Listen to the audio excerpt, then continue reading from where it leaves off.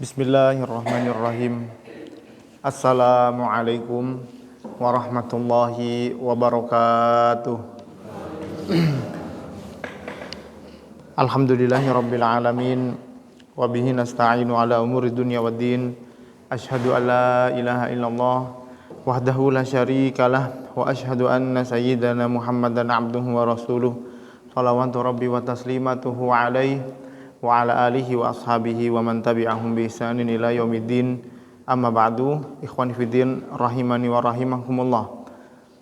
Para jamaah sekalian, hadirin dan hadirat, para bapak dan ibu, tanpa direncanakan kita bisa ketemu lagi. Takdir Allah Subhanahu wa taala yang kemudian mempertemukan kita di majelis ini, karena ini majelis yang biasa diasuh oleh Pak Yai Tholib.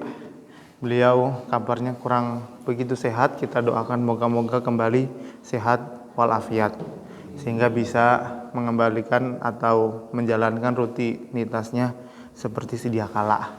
Karena kalau ada para yai, alim ulama yang ilmunya banyak, tapi kemudian Allah berikan ujian berupa kesehatan, tentu itu akan menghilangkan banyak kesempatan.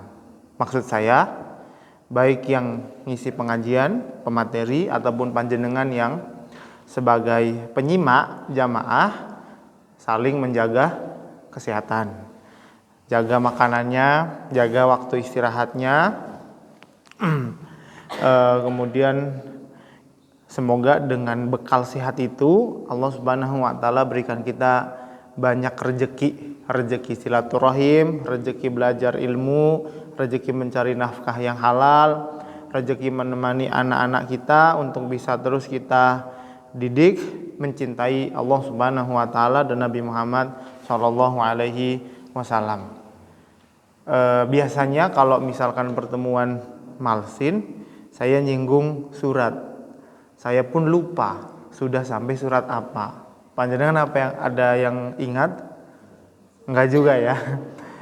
Mungkin nanti kita akan singgung di akhir kalau ada waktu. Cuman karena ini adalah majelis yang biasa diasuh oleh Pak Yai dengan tema tafsir, saya ingin ngasih satu perkataan dari Imam As-Suyuti, Jalaluddin As-Suyuti, yang wafat pada tahun 911 Hijriah, di dalam buku beliau dengan tema Ulumul Quran. Jadi untuk mengetahui ilmu apa saja yang Allah Subhanahu wa taala abadikan di dalam Al-Qur'an, para ulama menulis buku secara spesifik dalam disiplin ilmu tertentu. Seperti hari ini panjenengan kalau mau belajar rukun Islam, belajar ilmu apa? Fikih.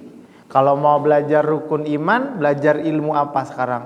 Akidah, gitu. Jadi sudah ada secara spesifik klasifikasi ilmu. Bahkan biasanya para santri, mahasiswa yang ke Timur Tengah, mereka akan dibekali dengan pembahasan kharitatul ulum atau klasifikasi ilmu. Lah, salah satu ilmu yang biasanya dipakai untuk membedah sebenarnya Quran ini bisa kita ambil manfaat apa saja, itu disebut sebagai ilmu ulumul Quran. Kitab rujukan utamanya adalah kitab yang judulnya Al-Itqan. Al-Itqan ini karangan Imam Suyuti, Imam As-Suyuti. Beliau yang wafat 911 Hijriah. Dan beliau ini kayak Imam Nawawi, kalau punya buku biasanya bukunya populer karena Allah bukakan barokah dan diterima oleh semua orang. Seperti hari ini panjenengan datang ke belahan dunia Islam manapun, kalau bilang bukunya Imam Nawawi kayak Arba'in, Riyadhus Shalihin, kalau di mustalah hadis ada Tadribur Rawi, syarahnya ya, Imam Nawawi. Tadribur Rawi. Terus kalau di fikih Syafi'i ada Minhajut Thalibin. Jadi buku rujukan utama. Sama Imam Suyuti juga. Kalau di tafsir Imam Suyuti punya tafsir Jalalain. Itu satunya Imam Jalaluddin Mahali, satunya Jalaluddin As-Suyuti. Kalau di usul fikih, beliau punya buku Kaukabus Sati'. Ini gubahan atau nadoman dari buku Matan Jam'ul Jawabi. Kabu Sati'. Kalau di Ulumul Quran ada ini nih, Al-Itqan. Al-Itqan punya Imam Nawawi. Semua ulama yang datang setelah beliau, kalau kemudian bicara tentang ulumul Quran, ilmu apa saja yang ada di dalam Al-Quran, rujukan utamanya ya ini rujukannya gitu. Kalau tulisan orang Indonesia, diantaranya tulisan Prof. Yunahar Ilyas, beliau punya buku berdalam berbahasa Indonesia, biasanya jadi pegangan para mahasiswa di Universitas Muhammadiyah, Ulumul Quran. Nanti silahkan dicari kalau mau yang baca versi bahasa Indonesia. Yang menarik di Al-Itqan ini, beliau menyebutkan tentang syarat orang menjadi ahli tafsir gitu. Jadi kan misalkan di Wonosobo ada Pak Yai Tholib sebagai ahli tafsir. Cuman kan namanya manusia, umur terbatas, kemampuan juga ada batasnya. Gak mungkin bisa nemenin kita terus sampai kita jadi ahli. Makanya butuh ada kaderisasi nih. Gimana cara ngukur kemudian orang itu menjadi ahli? Lah Imam Suyuti rahimahullah ta'ala nyebutin ada 15 syarat orang harus menguasai ilmu. Yang 15 ini untuk dianggap atau dikatakan layak mentafsirkan Al-Quran. Dari sini insya Allah panjenengan kelihatan ya arahnya mau saya singgung tentang apa. Jadi gimana caranya kita mempersiapkan anak-anak kita. Kalau di pondok pesantren, santri-santri saya anjurkan untuk jadikan 15 ilmu ini tujuan hidup, visi misi dia hidup di dunia, belajar 15 ilmu ini. Jadi gimana caranya dia sebagai seorang muslim punya kapabilitas karena pernah mondok belajar bahasa Arab, harus sampai jadi ahli Al-Quran, firman Allah Subhanahu wa taala. Nah, 15 ilmu ini akan saya singgung satu persatu. Harapannya biar panjenengan juga kebayang. Dan ini murni saya nukil dari buku beliau. Saya nggak punya naskah aslinya, jadi saya lihat di PDF cetakan Muassasah Ar-Risalah di halaman 771 dan seterusnya. 1. Ilmu apa yang wajib dipelajari orang untuk menjadi ahli tafsir? Pertama, bahasa Arab. Bahasa Arab ini ya sekedar kita tahu apa arti dari bahasa Arab yang kita baca atau yang kita dengar. Kalau di Al-Quran tentu apa yang kita baca dari Al-Quran itu kemudian kita paham artinya. Kemudian belajar nahwu.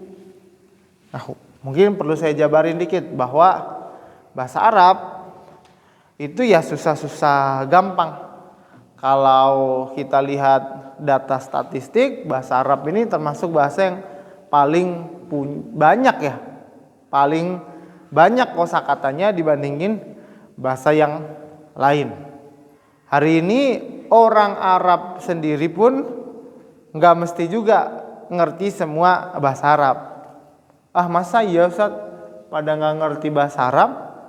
Ya iya, kita orang Indonesia misalkan baca koran, ada tulisan deforestasi, terus ada tulisan implikasi, terus ada tulisan apalagi ya?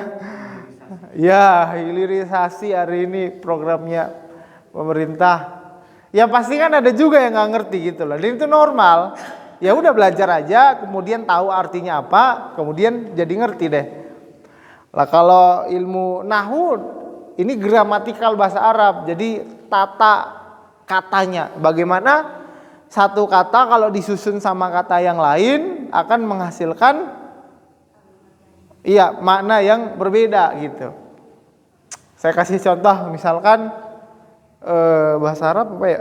Bahasa Arab kepala kalau orang yang belajar bahasa Arab bakal dikasih tahu roksun kepala gitu. Ini satu kata doang.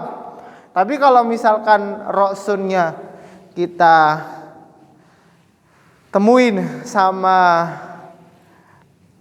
bahasa Arabnya gunung, jabal, roksul jabal artinya bukan kepala lagi, artinya puncak gunung. Roksunnya kita temuin sama al-qaum, ini bahasa Indonesia juga udah diserap kaum ya. Roksul kaum apa? Kepalanya kaum apa? Ya ketua adatnya misalkan. Nah, roksun kemudian kalau ketemu misalkan ikan, roksu ikan, samakah? Apa artinya? Kepala ya, kepala ikan. Ini artinya puncak, di sini artinya ketua, di sini artinya kepala. Jadi bahasa Arab itu memang punya makna yang sangat banyak, dan saat kita belajar nahwu berarti kita sedang belajar nyusun lebih dari satu kata. Ini laronnya mengganggu nggak ya? Nggak apa-apa ya? Nggak apa-apa dah. Yang ketiga kata Imam Suyuti, ilmu yang harus dipelajari adalah tasrif. Ilmu tasrif atau hari ini ya sering disebut juga ilmu sorof. Ya, ilmu sorof, ilmu tasrif. Kalau nahwu itu bicara tentang satu kata ketemu satu kata, kalau sorof bicara tentang susunan satu kata itu. Maksudnya misalkan roksun, ini kan ada huruf ro, ada huruf hamzah, ada huruf sin. Kalau dia roksun artinya apa? Kalau dia kemudian berubah bentuknya, ditambahin ya di antara sin dan hamzah, roisun artinya apa?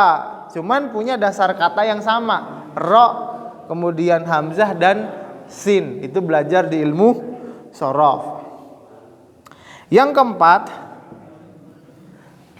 kata Imam Suyuti harus belajar ilmu istiqaq. Ilmu istiqaq ini apaan sih? Ilmu perubahan kata dalam bahasa Arab dalam bentuk tertentu. Kayak misalkan kataba yaktubu, doroba yadribu. Misalkan kalau saya tulis di papan doroba artinya dia telah memukul, pas ya berarti ya. Kalau jadi yadribu artinya kemudian apa ini? Present, dia sedang memukul. Kalau berubah jadi idrib, jadinya perintah, mau pukullah dan seterusnya. Jadi berubah bentuk, berubah arti. Kalau dalam bahasa Indonesia agak miskin. Jadi kalau untuk menunjukkan makna baru kita perlu nambahin kata. Kalau bahasa Arab enggak, ubah aja bentuknya langsung berubah maknanya. Kemudian yang kelima, yang keenam, dan yang ketujuh.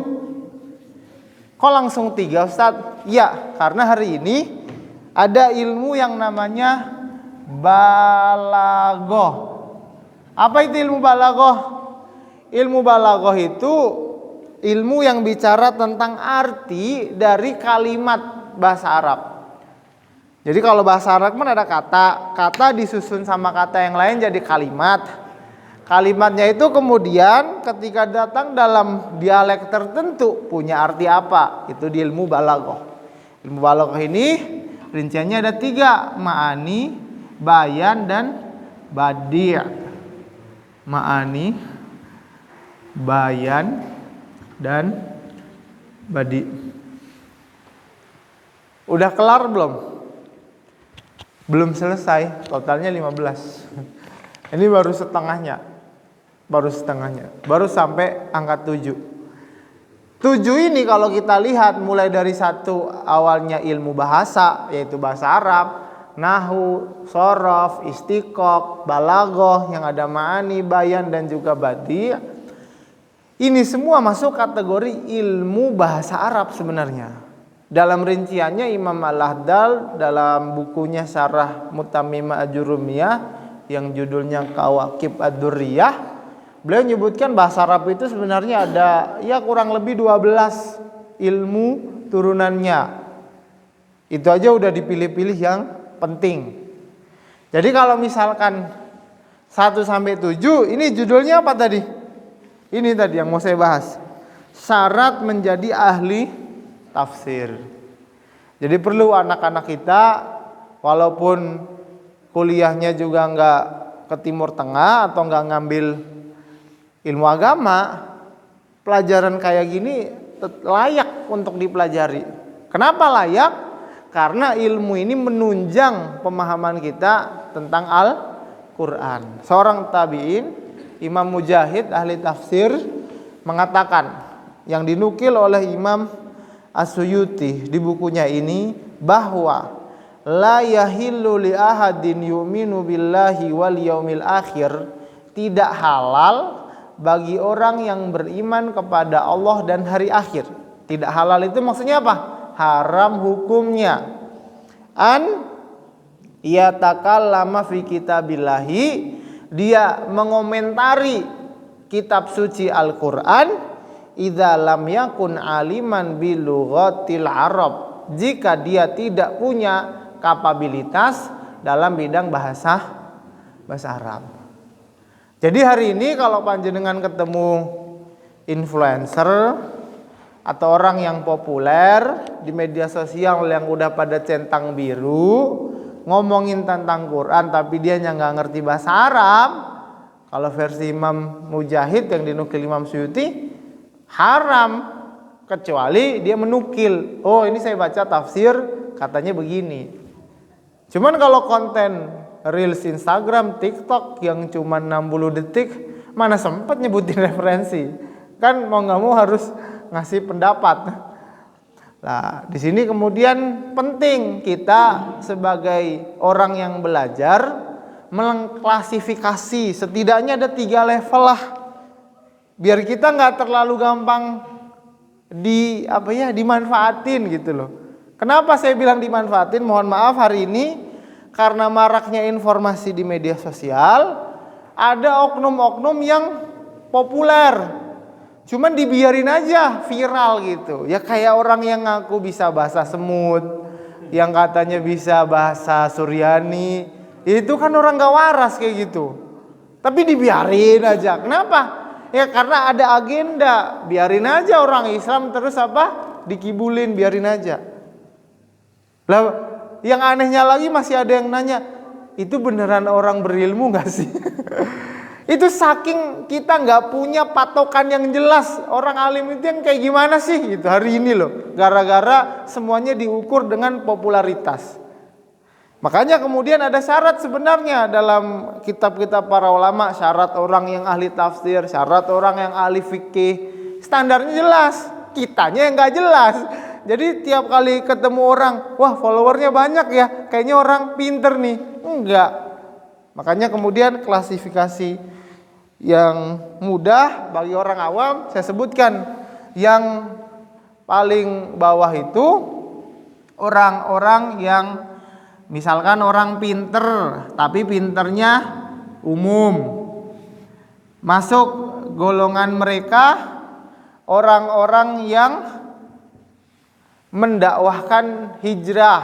Jadi orang-orang yang dakwah hijrah. Para dai dan mubalik, apakah mereka jelek? Bagus. Tapi kalau nggak tahu diri tentang kapabilitas, offset jadinya kan. Terus orang-orang yang kumpul-kumpul dalam komunitas tertentu, ya ini mereka kalau misalkan diukur pakai ini 7 ya, baru 7 ya. Kita belum genep, nanti saya genepin sampai 15. Diukur pakai ilmu ini, masuk nggak mereka? Ini dakwahnya dakwah hijrah secara spesifik, tren media sosial hari ini, ngajak orang untuk tobat, nggak maksiat, bagus itu.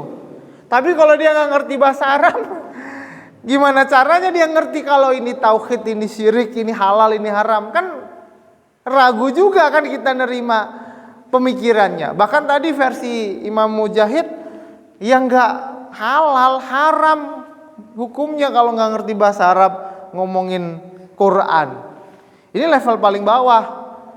Mereka ini butuh level di atasnya. Apa itu? Nah, ini para ustadz. Di atasnya itu ada para kiai. Oke? Mereka santri ya, masuk nih di sini. Mereka yang kesibukannya itu apa? Baca kitab. Tentu kitab yang pertama ya kitab suci ya, kitab Quran, kitab para ulama yang berbahasa Arab.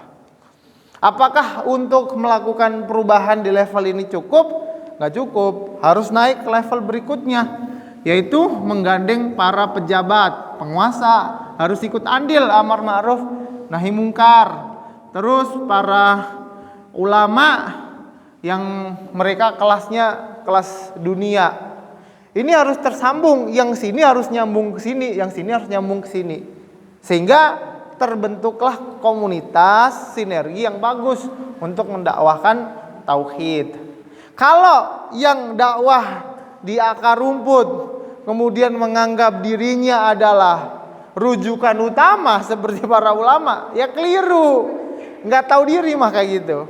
Jelas ya? Maksudnya itu adalah gambaran umum bagi kita orang awam ketika melihat influencer, kemudian para tokoh yang populer masuk klasifikasi mana nih gitu. Sehingga dampaknya pertama buat ilmu yang kita dapat seperti apa, yang kedua dakwah di masyarakat seperti apa. Semuanya harus kolaborasi, harus sinergi. Tayyib. Kenapa kayak gini penting? Karena hari ini ada orang-orang yang memang sudah tidak waras, bahkan mengaku dirinya sebagai tokoh agama ya dengan sebutan apapun. Ya, ada yang bilang Habib, ada yang bilang Gus, ada yang bilang Kiai. Tapi kemudian mengajak anak didiknya untuk melakukan dosa besar, zina, dengan dalih mentransfer ilmu, membersihkan rahim. Itu kan kalau orang waras aja ngajinya bener, ya pasti gak boleh kayak gitu. Walaupun yang ngajak siapa? Gurunya. Ya pasti gurunya sesat itu mah. Lah hari ini saking minimnya kita dengan wawasan dasar keislaman, bahkan kita nggak bisa menilai ini guru saya ini bener apa sesat ya gitu loh. Karena sudah terlanjur ta'zim duluan. Dan itu salah.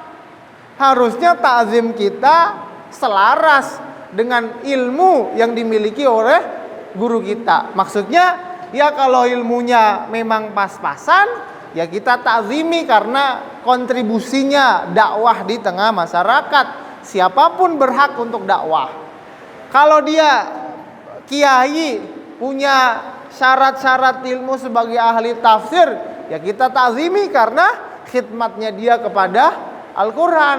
Kalau dia pejabat dan ulama internasional yang punya andil besar dalam pergerakan umat Islam secara umum, ya kita ta'zimi sesuai kebenaran yang dia bawa gitu. Jangan mentang-mentang dibilang orang dia tokoh agama, ngajak maling, ngajak zina, ngajak maksiat, sami'na wa ta'na aja. Ya salah kayak gitu. Makanya kemudian saya termasuk yang tidak terlalu tertarik kajian-kajian yang isinya hanya hahahi.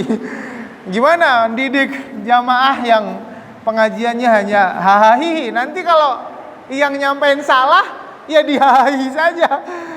Lah gimana mau benerin? Lah jangankan yang jamaahnya, yang isi aja nggak punya ini, gimana mau ngukur benar salahnya gitu. Makanya pengajian ini belajar, ini sekolah kayak gini mah. Jadi harus ada dampak edukatifnya, tambah pinter gitu loh tandanya.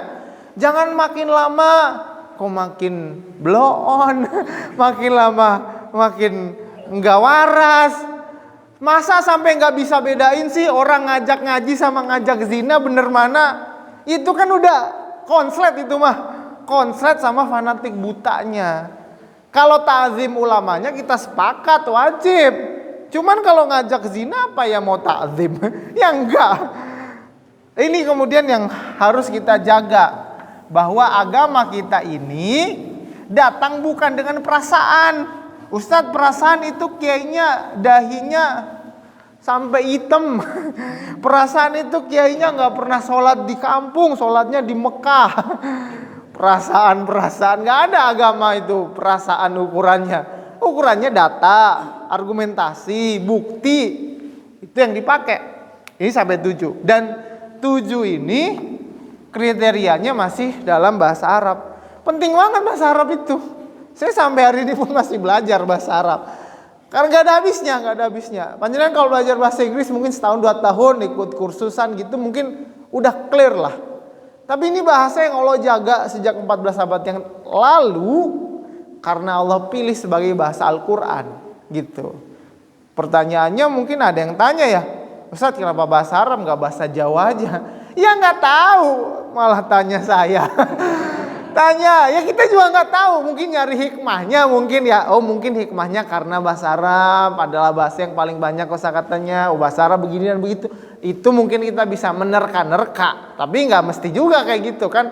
Allah itu kan menentukan apa yang Dia kehendaki.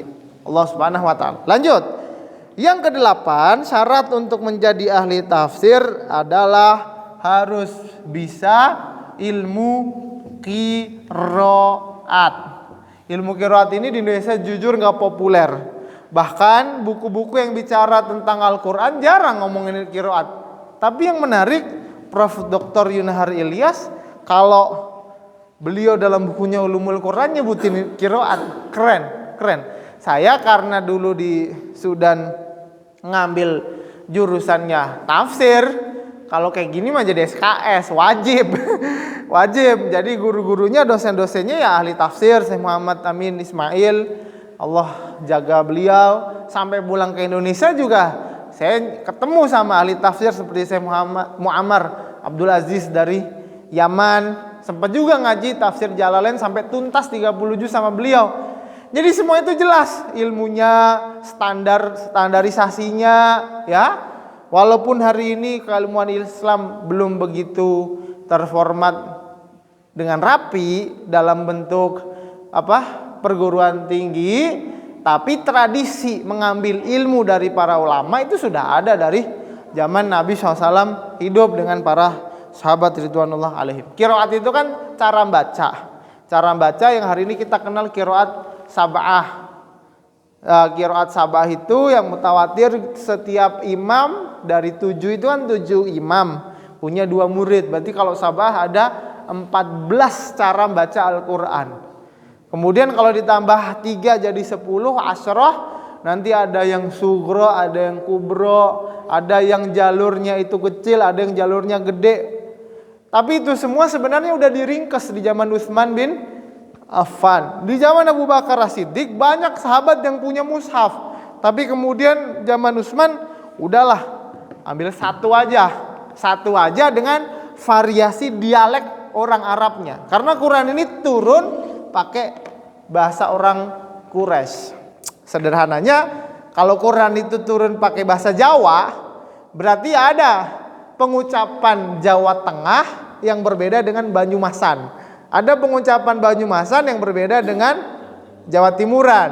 Jawa Timuran pun yang daerah Surabaya sama Malang mungkin ada beda-bedanya dikit. Kayak gitu. Quran turun dengan beberapa dialek orang-orang Quraisy. Zaman Utsman sebenarnya banyak benar. Dihanguskan semua karena maslahat kaum muslimin biar gak banyak khilaf. Satu doang, yaitu mushaf Utsmani. Cuman yang satu itu cara bacanya masih puluhan gitu loh.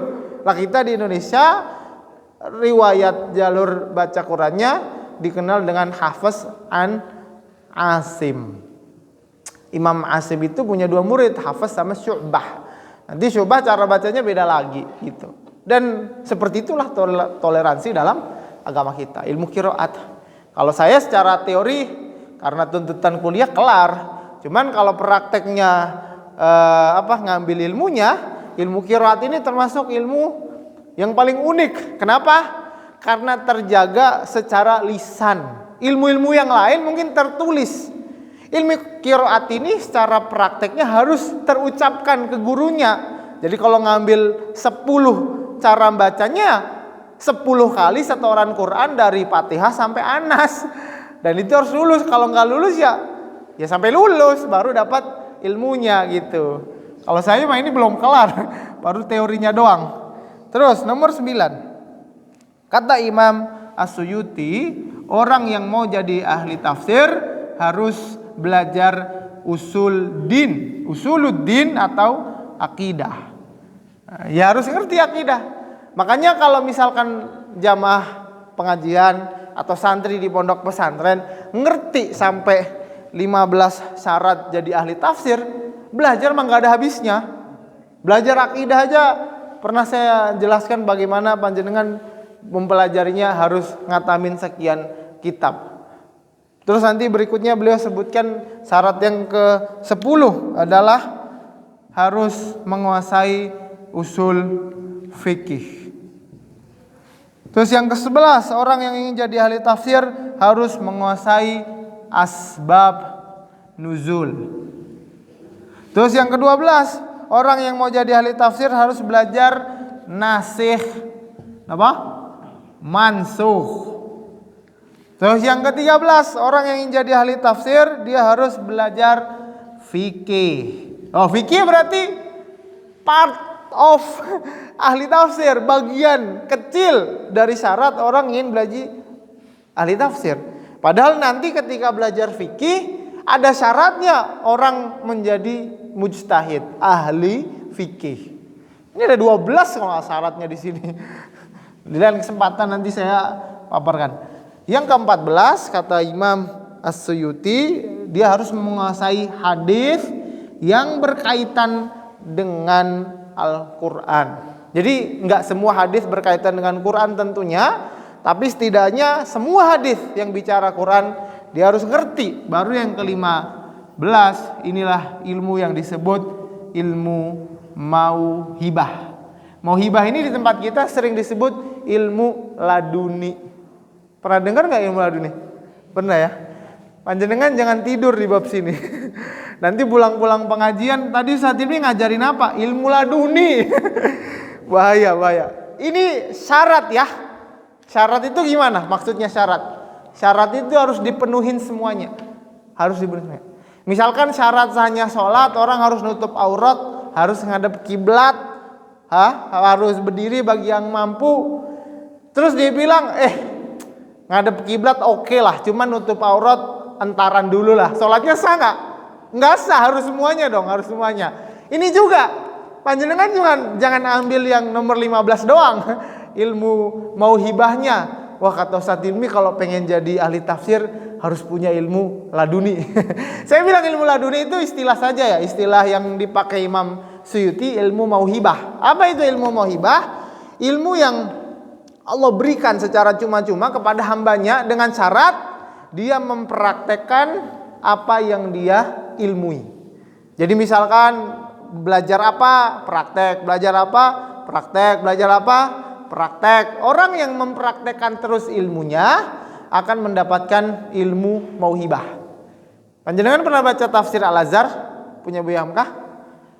Pokoknya tafsir itu kan gak ada habisnya ya. Kadang kita baca tafsir tertentu, kok terus ketemu, kok keren banget ini ya. Orang ini nulis tafsir kok bisa sekeren ini ya. Padahal sebelumnya belum ada yang nulis. Imam Ibnu Katsir, Imam Ibnu Jarir At-Tabari, Imam Al-Baghawi di Ma'alim Tanzil, kok nggak ada pembahasannya. Kok dia nemu ya. Itulah ilmu mauhibah. Karena saking seringnya dia interaksi sama Quran, saking banyaknya amal solehnya, Allah kasih dia hikmah, banyak hikmah gitu loh. Tentu ilmu laduni ini syaratnya apa? Harus ngerti bahasa Arab, nahwu, shorof, balaghah, qiraat, akidah, usul fikih, asbab nuzul, nasikh mansukh, fikih, hadis. Jangan sampai gara-gara pas pengajian tidur cuman ini doang yang diingat. Wah, kayaknya saya udah jadi ahli tafsir nih. Tadi malam dapat laduni. Gak bisa. Laduninya itu laduni yang punya kapabilitas. Orang yang layak untuk kemudian mentafsirkan Quran karena dia punya semua perangkat ilmunya, gitu loh. Dan ini juga disinggung oleh Syekh Abdul Aziz At-Tarifi dalam kitab tafsirnya Tafsir wal Bayan. Beliau salah satu ulama Saudiyah yang sampai hari ini masih di penjara. Dan banyak memang ulama Saudi yang ketika berseberangan dengan rezim kemudian di penjara tanpa pengadilan. Kita doakan semoga segera dibebaskan. Amin ya rabbal alamin. Di bukunya At-Tafsir wal Bayan, beliau menjelaskan bahwa orang kalau pengen dapat ilmu mau hibah. Dan menariknya istilahnya Syekh Abdul Aziz At-Tarifi sama istilah Imam Suyuti di kitab Al-Itqan ini sama. Beliau nyebutin ilmu mohibah juga. Cuman karena kita taunya ilmu laduni, saya tulis laduni. Jadi kalau mau tanya Ustaz, beneran gak sih ada ilmu laduni? Ada. Kayak gini bener. Cuman ilmu laduni itu diperoleh dengan 14 ilmu yang lain. Itu baru dapat. Cuman kalau gak punya, jangankan 14, satu aja gak punya, mustahil mah. Gitu adanya bisa bahasa laron nanti. Semua laron ini diajak ngobrol. Tayyib. Lah dari sini kemudian kita akan tahu bahwa ternyata para ulama itu punya kriteria yang begitu jelas. Hari ini panjenengan pernah sih dengar syarat jadi jadi tokoh agama, syarat jadi kemudian mutin, syarat jadi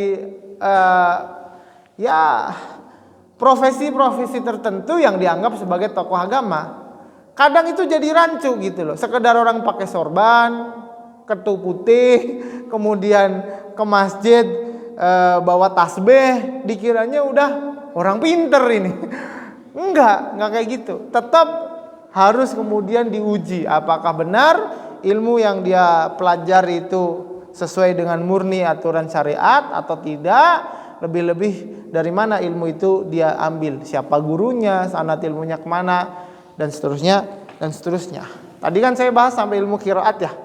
Kalau ilmu usuluddin ya, yang pernah saya singgung di majelis ini, memang kita ambil kitab-kitab rujukan ulama Hambali, ulama Salafi.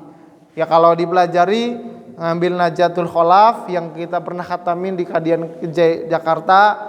Terus baca Qalaidul Iqyan punya Imam Ibnu Balban atau Al-Ain wal Athar punya Imam Abdul Baqi, baru kemudian dilanjut dengan Durrah Al-Mudiyah punya Imam Al-Muhaqqiq As-Safarini. Bukunya tebal-tebal dan sangat bisa diakses siapapun yang mampu mengaksesnya ketika dia punya bahasa Arab. Lanjut usul fikih, walaupun namanya usul fikih, tapi ilmu ini dipakai untuk memahami Quran. Baik itu untuk produk akidah, produk fikih, produk tazkiyah tasawuf atau apapun. Memang namanya usul fikih, tapi bukan hanya untuk fikih doang gitu. Karena di Indonesia itu fikihnya pakai Syafi'i, biasanya madzhab Syafi'i belajar Matan Waraqat, kemudian Lubul Usul punya Imam Zakaria Al-Ansari, baru kemudian Jamul Jawami atau Nadom Imam Suyuti yang tadi saya sebut Kaukabus Satya. Biar nanti matching sama akidahnya, nanti terakhir baca Syarah Mukhtasar Ar-Raudhah punya Imam At-Tufi. Bukunya ada, bukunya itu dari level newbie, kemudian pertengahan, kemudian level expert, ada semua gitu loh. Jadi hari ini kalau ada orang yang kemudian dakwah cuman modal Google sama ChatGPT, ya mana mungkin kita bilang dia orang alim? Ya jauh lah. Ya kalau dia sebagai dai mungkin ya, dia dai ngajak orang kebaikan gak ada masalah. Tapi kemudian mengeluarin fatwa, ini halal, ini haram, ini boleh, ini gak boleh, itu bid'ah, ini sunnah, ya gak bisa modal ChatGPT, gak bisa. Harus punya ilmu dengan kriteria yang jelas. Kemudian apa ini? Saya tulis asbab nuzul. Kalau ini saya pernah baca kitab karangan Imam As-Suyuti namanya Lubabun Nuqul. Biasanya orang yang beli tafsir Jalalain udah sepaket ditempelin sama asbabun nuzulnya Imam Suyuti sekalian. Dan itu bagus, kalau beli saran saya beli yang kayak gitu. Tafsir Jalalain sekalian ada asbab nuzulnya. Dulu saya baca sama Syekh Muammar Abdul Aziz. Nasikh Mansukh banyak bukunya, diantara yang pernah saya baca kitab karangan Imam Ibnul Jauzi An-Nasikh wal Mansukh. Yang ke-13 fikih. Fikih ini lintas madhab. Kalau Syafi'i kita bilang belajar Syafi'i ya belajar Matan Safinatun Najah, belajar Matan Abi Suja, belajar Umdat Salik atau Yaqut Nafis, kemudian belajar Sofwat Zuban, seribuan gubahan atau nazam dalam fikih madhab Syafi'i, baru belajar Minhajut Talibin karya Imam An-Nawawi. Berapa tahun tuh Tat? Satu ilmu aja ini bisa 10 tahun gitu loh. Jadi hari ini kalau kemudian hanya gara-gara username akun Instagramnya adalah ahli tafsir, kemudian nggak bisa langsung kita percaya dia sebagai mufasir, nggak bisa ya. Terus hadis ini juga yang berkaitan dengan kitab tafsir saja terbatas, walaupun pada dasarnya orang yang belajar hadis biasanya akan baca kutub sitah. Sahih Imam Bukhari, Sahih Imam Muslim, Sunan Abi Daud, Sunan At-Tirmidzi, Sunan An-Nasai, dan Sunan Imam Ibnu Majah. Terus saya beberapa kali ada beberapa asatin, termasuk saat Irfan pengajiannya di Wonolelo kan ada baca kitab Sahih Al-Bukhari. Bagus sebenarnya. Cuman harusnya yang hadir itu santri-santri ahli harusnya. Kalau yang hadir itu orang-orang awam, kurang begitu bisa dapat banyak manfaatnya. Motivasi insya Allah dapat. Cuman dari hadis kita ngeluarin tafsir, ngeluarin akidah, ngeluarin fikih, siapa coba kira-kira yang bisa dapat dosis sebesar itu? Panjenengan aja nih 1 jam saya ngomong cuman bicara syarat jadi ahli tafsir. Dalam satu kali majlis siapa coba orang yang kuat diterangin fikih, diterangin akidah, diterangin tafsir dalam sekaligus? Ya pastinya orang-orang khusus kan, yang beneran hidup dia itu buat ilmu gitu loh. Kalau hidupnya nyambi, nyari duit, nyambi pengajian, dagang, nyambi pengajian, ya nggak bakal bisa gitu loh. Makanya kemudian orang yang benar-benar belajar nyari ilmu itu untuk dapat duit, dapat popularitas, dapat jabatan itu jauh dari harapan. Yang ada dia bakal bangkrut, ngabisin banyak duit. Yang ada dia bakal ngabisin banyak tenaga dan tidak populer, karena hari ini yang populer itu yang aneh-aneh, yang makolina itu. Terus dan dia tidak akan diberi jabatan. Ya mana ada orang hari ini yang protes tentang kebijakan pemerintah yang nyeleneh melanggar syariat terus dikasih jabatan. Mana ada gitu. Makanya orang yang belajar beneran tentang syariat Islam di zaman Islam itu dihinakan, gak mungkin dia dapat popularitas. Kecuali memang ada upaya dari umat Islam, para dai dan mubalek mencari memang mencari perhatian khalayak umum agar mereka jangan sampai tertipu dengan dakwah sekuler. Itu bagus, luar biasa, dan itu menjadi fardu kifayah. Harus ada di antara kita yang sibuk dakwah anak muda, yang dakwah di TikTok, yang dakwah di Instagram, dakwah di channel YouTube, harus ada. Itu sebagai bentuk fardu kifayah, nggak boleh sampai kosong. 15 syarat menjadi ahli tafsir.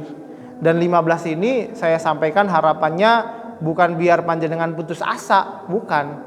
Justru agar kita punya peta pengajian itu terarah. Bukan tiap kali pengajian judulnya cuman kemana cinta akan berlabuh.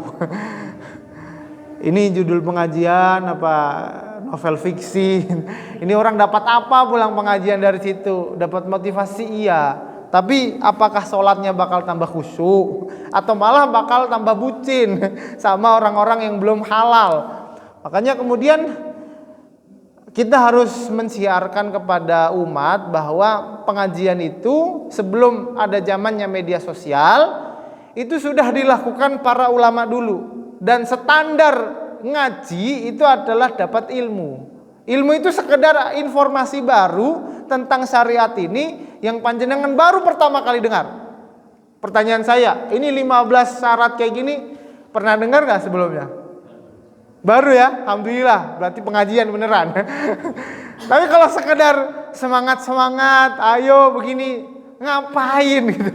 Ngapain dalam artian ketika kita punya tujuan yang jelas, ingin paham isi Quran.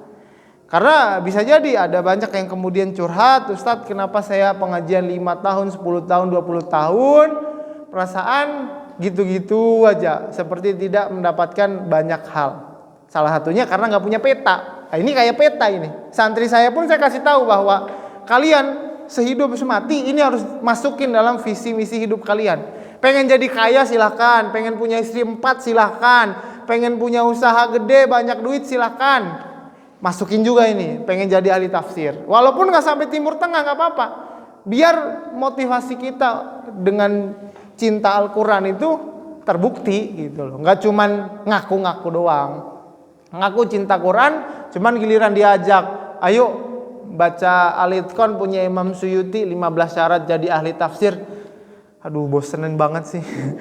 Nggak menarik ini ustadznya. Lah memang kita tidak menarik siapapun.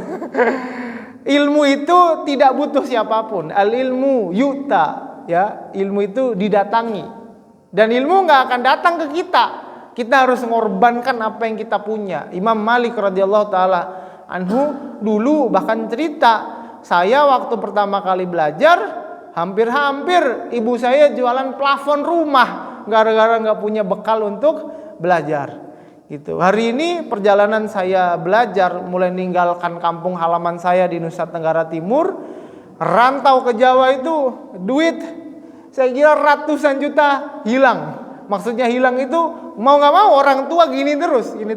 Sampai berangkat ke luar negeri, sampai ketemu dengan para masyayikh. Apa kita dapat beasiswa kayak di Saudi? Enggak. Di sana yang di Saudi aja nyambi jadi mutawif, kekurangan duit. Apalagi yang di Mesir, yang di Sudan, yang di Yaman, uang saku aja nggak punya. Gini terus. Apakah mereka kaya raya? Enggak. Tapi mereka ikhlas. Saya ketemu dengan orang-orang yang bahkan mereka nggak punya rumah mungkin di tempat tinggalnya, tapi kemudian rela bersusah payah mencari ilmu lillahi ta'ala. Sampai saya ke Wonosobo, saya buka pondok pesantren, ada santri puluhan. Besok tanggal 19 saya udah ngabari ke panitia pengajian, saya mau izin, mau belajar lagi ke daerah Blumbang, Gunung Lawu. Ada Dr. Labib Najib Abdullah, orang Yaman, doktor, dulu juga ketemu di Sudan. Beliau buka daurah khataman kitab dalam waktu 11 hari. Baca dari pagi sampai sore, baca dari pagi sampai sore. Kayak gitu memang belajar. Lah kalau belajar cuman tablik akbar, kalau belajar cuman pengen motivasi, kalau belajar cuman pengen VIP di hotel bintang 5, ya kapan kita keringetan belajarnya gitu loh. Panjenengan tahu kan hadis man salaka thoriqan, siapa yang belajar akan dimudahkan ke surga. Enak banget ya surga ya, VIP gini. Enak banget ya surga pengajiannya sambil mainan HP aja bisa gitu. Kalau pengajian saya saya jamin panjenengan lihat status WA lewat pasti satu ilmu. Karena ini nggak bisa disambi kayak gini mah. Ya, ilmu-ilmu yang ditulis para ulama hari ini lihat coba. Saya pengajian, saya punya beberapa rujukan kitab tafsir. Sebenarnya yang paling sering saya baca Sofat Tafasir punya saya Muhammad Ali As-Sobuni. Kalau bicara tafsir ijmali, surat ini temanya apa? Terus saya beli lagi tentang bagaimana orang Mesir, saya Muhammad Sayyid Al-Madi nyusun bukunya dalam bahasa Arab. Kurang, saya beli lagi bukunya Ustadz Nur Fajri Ramadan.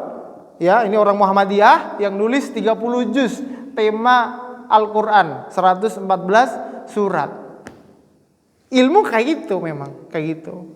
Dan buku-buku yang sampai hari ini dibeli oleh para santri, orang-orang yang mau belajar, ya kalau dikonversikan ya banyak duitnya itu, banyak duitnya. Satu kitab tafsir aja 1,5 juta. Kalau kita mau beli hari ini, mahal. Makanya kemudian pengajian yang kita rutinkan ini jangan sampai kemudian terbuang sia-sia waktunya, tenaganya, terutama panitia yang sudah saya yakin sangat effort. Apalagi kalau pas pematerinya minta izin. Bingung kan pasti kan, wah gimana nih, nelpon siapa yang bisa. Kalau misalkan pengajian masih berlanjut, kita banyak syukur kepada Allah Subhanahu wa taala. Panjenengan saat datang sini, saya yakin nggak ada yang disuruh bayar. Tempat seadanya ditemani para laron ya. Tapi tidak ada yang benar-benar gratis. Ini ada konsumsinya, Mas? Ada nggak? Ada kan? Gratis apa beli? Kalaupun gratis orang yang ngasih, orang itu gratis apa beli? Beli. Sejatinya nggak ada yang gratis, bayar semua. Tapi kalau kita ketemu pengajian yang kemudian difasilitasi kepada kita tanpa berbayar, itu artinya ada orang lain yang berjuang di belakang kita, rela berkorban agar kita dapat banyak fasilitas ilmu. Semoga Allah Subhanahu wa taala balas seluruh kebaikan mereka, para donatur yang tidak tampak di depan layar, para panitia yang sudah kebingungan bahkan sebelum para jamaah ngantuk di pengajian. Panjangan ngantuk di pengajian itu panitia mumet tuh tadi sore. Pak Yai nggak bisa nih nyari siapa ya gitu. Kemudian apa? Para orang tua yang sampai hari ini masih setia hadir ya, walaupun saya di sini minta izin ditunjuk sebagai pemateri, saya rasa juga kurang pantas, tapi ya gimana lagi, ada yang lebih tua duduk di bawah, kami dikasih kursi duduk di atas, tapi mereka rela untuk membersamai anak-anak muda ini untuk bisa terus belajar.